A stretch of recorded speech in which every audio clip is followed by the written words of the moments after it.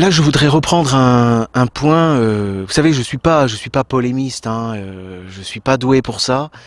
Je dirais, je suis pas non plus ce qu'on peut appeler un dialecticien au sens d'une maîtrise parfaite du logos qui circule. Mais j'aime la dispute au sens médiéval, c'est-à-dire les cas délimités qui soulèvent des questions précises. Qui permettent de dire le pour, le contre, et puis éventuellement de trouver une solution. Cette dialectique-là, oui, j'essaie de la cultiver. Bon. Et alors, à l'occasion de mes positions, disons, antiterroristes, c'est-à-dire mais radicalement antiterroristes, hein, puisque moi je soutiens que la guerre fait partie du destin de l'humanité, et vous avez le choix aujourd'hui, entre la guerre civile mondiale et la guerre conventionnelle dans un monde multipolaire. Je pense que les choses peuvent clairement être résumées ainsi. Hein. Et ce choix est devenu clair pendant la Seconde Guerre mondiale. C'est là qu'on a compris à quoi on avait affaire. Dans ce cadre-là, certains de mes interlocuteurs ne peuvent pas supporter que j'englobe donc dans ma critique de la guerre civile une critique de la résistance à l'occupant allemand par les Français de 40 à 44. Et ils ne peuvent pas, alors parfois ce sont les mêmes, pas toujours, non plus supporter que je puisse, ce que je n'ai jamais fait, hein, je précise, que je puisse dès lors entrer dans une critique possible de la noble lutte du peuple palestinien pour sa libération. Hein, bon. La résistance palestinienne. Bon. Alors je crois que la question était effectivement vraiment importante. Parce que ce que je crois qu'il faut arriver à réfléchir, c'est que nous sommes entraînés dans le piège et le cycle infernal de la guerre civile mondiale. Bon. Et il faut travailler à essayer d'en sortir. Ça fait partie du défi quoi, qui est posé actuellement. C'est rien de le dire. Hein. Bon. Je précise que on a ce fameux couple terroriste résistant, mais je pense que l'on peut comparer ce couple-là au couple lutte contre le terrorisme, crime contre l'humanité. C'est-à-dire que je crois que le crime contre l'humanité est aux résistants ce que la lutte contre le terrorisme est au terrorisme. C'est-à-dire que je pense, alors du coup, ça, encore une fois, c'est pas de la polémique pour la polémique, hein, c'est un effort pour essayer de penser autrement que dans l'engrenage de la guerre civile.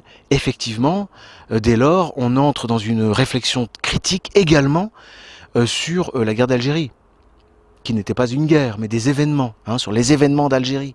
Effectivement, dans le comportement français, qui pour le moins luttait contre le terrorisme, dès lors qu'on a intégré l'idée que c'est le même concept, on peut comprendre que du côté algérien, qui était un côté résistant terroriste, on ait pu parler de crimes contre l'humanité, et on en parle encore aujourd'hui. Bon, vous voyez, toutes ces questions sont vraiment brûlantes et urgentes.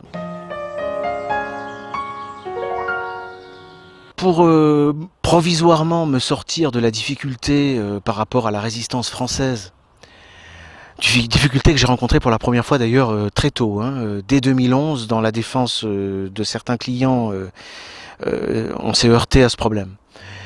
Et la question des Palestiniens, je dirais qu'il y a une différence. Je pense que la résistance française, en tout cas pour les années en 40, il n'y avait rien, quasiment pas. Enfin, si se réunir le soir pour discuter, c'est de la résistance, alors et du terrorisme, alors je peux dire que je suis moi-même aujourd'hui un terroriste. Hein. Mais en 41, évidemment, les communistes entrent dans la guerre, et alors on a déjà les premiers assassinats. Alors, je pense que pour 41 et encore pour 42,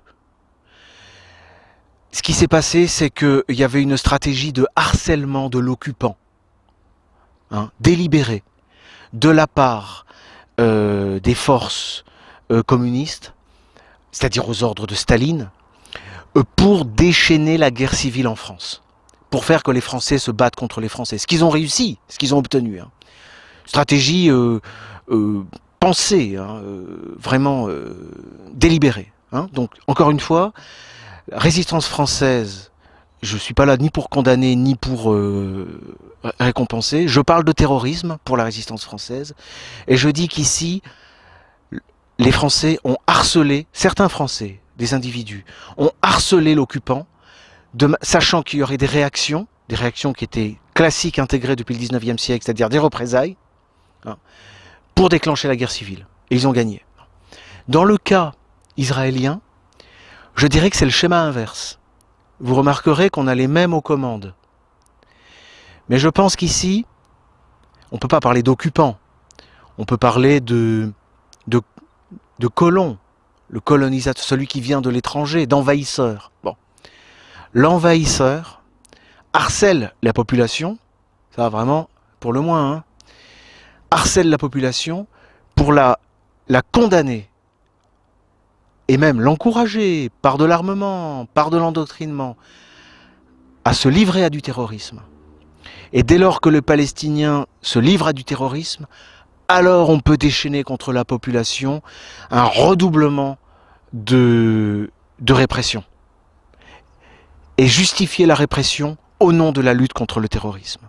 Donc voilà, je crois, comment cette arme stratégique fonctionne. Et dans un cas comme dans l'autre, c'est la logique de la guerre civile mondiale.